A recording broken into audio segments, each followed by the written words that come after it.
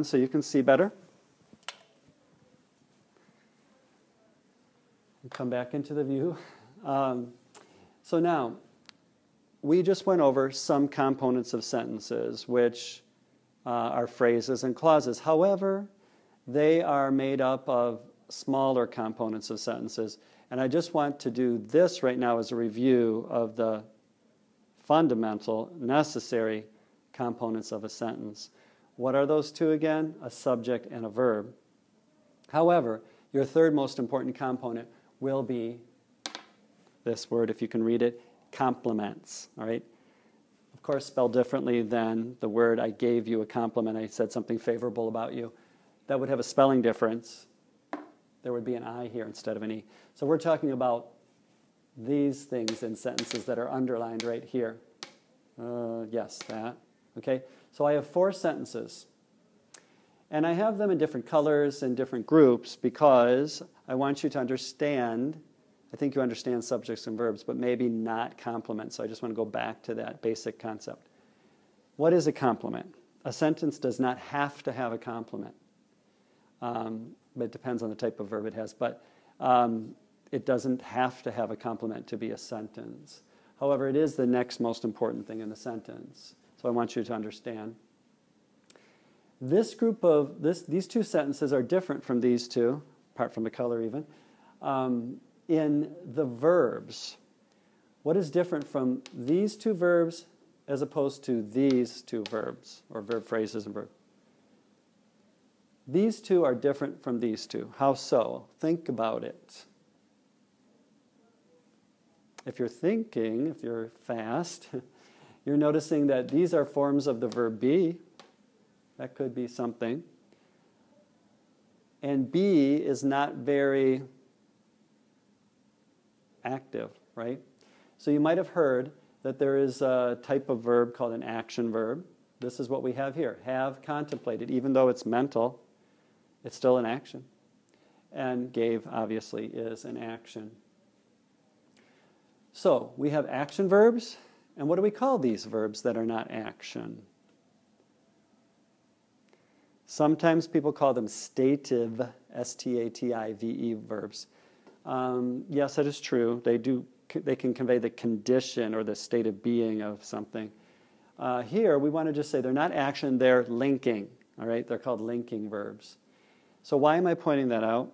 Because the type of complement that you have depends on the verb that precedes it or that's in the sentence with it. If you have an action verb, you may have a certain type of complement. If you have a linking verb, you will have a different type of complement. All right, so if you have an action verb, what do we call this? I'm giving it away because I already wrote these notes in first hour. What does DO stand for? Direct object. You're very smart. So I have contemplated the question. Subject, verb phrase, direct object. And she gave me the answer. Answer is the direct object here.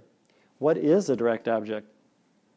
Something that receives action directly. The action is perpetrated upon this.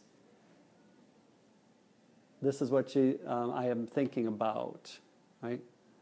This is what was given, right? So action is perpetrated upon the object, the direct object in this case.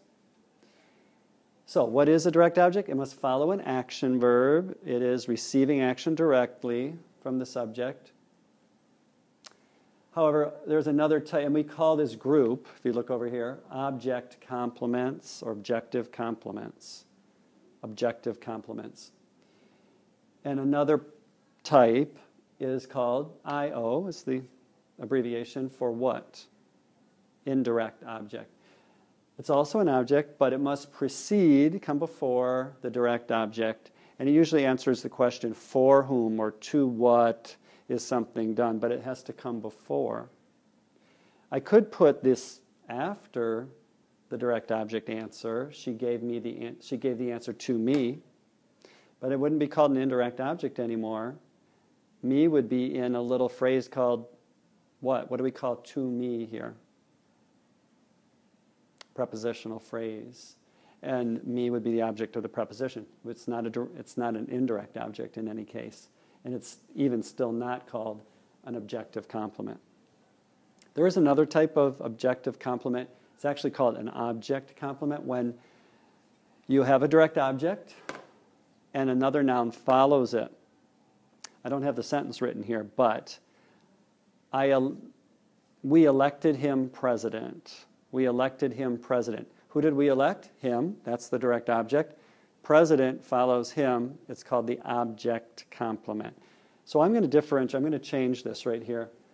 And it might make it a little clearer because I'm using the same word twice. So we'll call this group of complements that follow action verbs objective complements, because one of the types I don't have up here, though I just told you about, is called an object complement itself. So there are three types of objective complements: direct and indirect objects and object complements. Now, moving on, the type of complements that follow linking verbs, which are often stative verbs. Well, we have two different parts of speech here. This is an adjective. This is a noun. But they both come in the second part, or the predicate part of a sentence. We have a subject part of a sentence that contains the subject and a predicate part which contains the verb. So all that's the verb and all that's related to it is the predicate, and the subject and all that's related to it is part of that sentence, part of the sentence. So these type of complements are called predicate adjectives if they're an adjective, or predicate nominatives if they are nouns.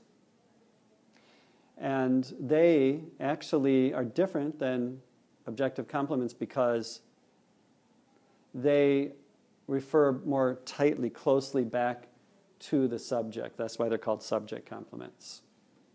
They give more information really about the subject, not anything about perpetrating action.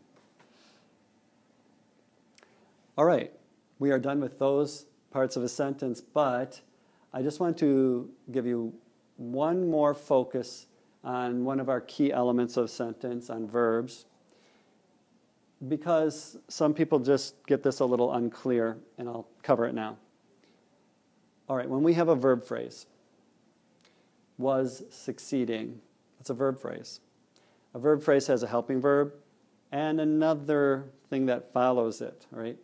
And here we have a helping verb and something that follows it. These are both, that's its own verb phrase, have gone and was succeeding.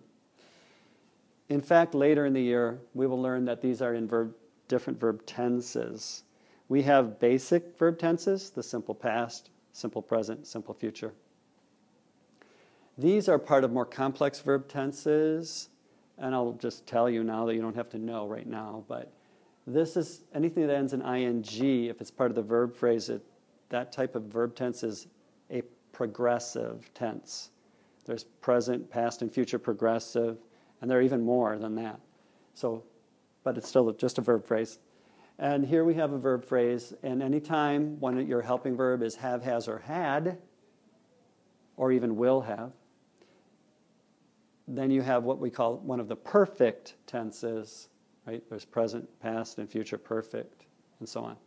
But in any case, what do you call the second part of the verb phrase? If it's ing, it's a participle. I know this is a little messy.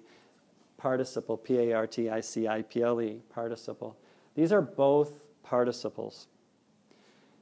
Present participle ends in ing. Past often ends in D or ed, but it doesn't always have to. If it's from what we call an irregular verb that has strange forms, not the normal forms, then it's called irregular, and the past participle can be spelled in any way. So our infinitive that this past participle comes from is the infinitive to go, or sometimes texts just say it's just the word without the to. But normally they use to. To plus the verb is an infinitive. And we're going to study that with our phrases, all right? But people make mistakes with past participles. especially when the form of the past participle is different from a different conjugation, another conjugation. So when we look at a verb, when we conjugate it in its simple tenses, we have simple present, simple past, simple future. Let's look at go, and let's conjugate it. Today I go, simple present. Yesterday I what? How would you conjugate go to make it the simple past? Yesterday I went. And then the form that follows a linking verb have, has, or had is called the past participle. So in this case, with this verb, the simple past, went, is different than the past participle. That's where people make mistakes, and you might hear them say, I have went, we have went, or so on. It's incorrect. So do know that the simple past is different sometimes from the past participle. Let's try one more verb, the verb swim, or to swim. Yesterday I, simple past, how would you conjugate swim? Yesterday I, think about it, swam. All right, so hopefully you were thinking that. And how about the past participle? Past participle, once again, is the form of the verb that follows have, has, or had. Today I swim, yesterday I swam, and I have. Is it swam? It's swum, all right? So the past participle, sometimes very irregular, very strange. Though nowadays, sometimes we allow a simple ed ending, like dive, dove, I have dove, or I have dived. Sometimes you can just take the infinitive and add the ed.